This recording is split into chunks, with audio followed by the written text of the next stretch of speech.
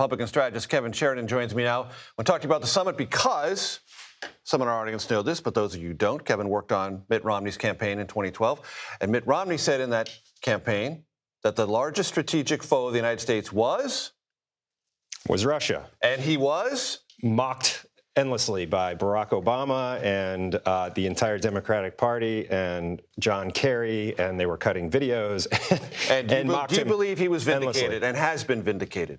Well, look, I think in the context of this summit. Yeah, I think China has, has become our biggest strategic threat by far. But at the time, he was saying that Russia was they were meddling. They were in our politics. They were in our geopolitical spaces, and they were messing with other countries, their neighbors. So that was the only point he was making in that debate. Barack Obama went on to totally mischaracterize it, but we are where we are. That's what happens in politics, and we are where we are. So speaking of where we are, what do you think are the inherent risks, if any, for President Trump in Alaska right now? Well, that he doesn't get any kind of a deal or even a second meeting. But it sounds like if they're going on this long, that it's probably a pretty productive discussion. I think the optics of this thing were quite incredible with Trump flew a B-2 stealth bomber over the head of Vladimir Putin the second he stepped off the jet. So incredible optics. I think the press conference that we're going to see questions is going to be fascinating.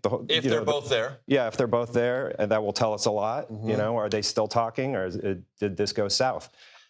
Evaluate the MAGA base and Ukraine and what latitude the president does or doesn't have. Can he cut any deal he wants, or can he continue to buttress Ukraine if he's, in fact, unsatisfied with Putin and apply sanctions and go down that road? Yeah, a lot of MAGA wants out of Ukraine completely. A lot of the Republican Party is going that way now. But he's the leader, and everybody in the Republican Party is still following his lead.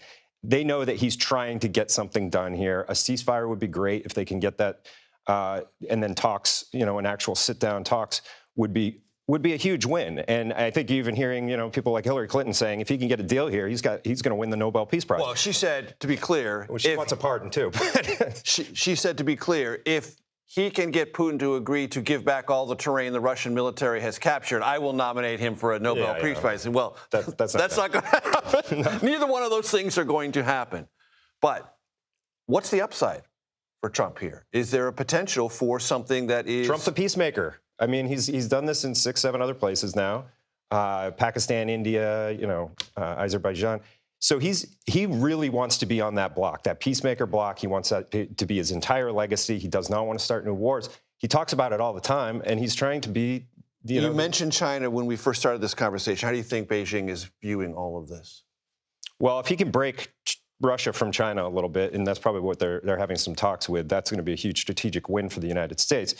Yeah, they're watching closely. They still don't have a trade deal with that, and we all wait to hear how that's going to go. But yeah, I'm sure they've got all eyes on Anchorage right now.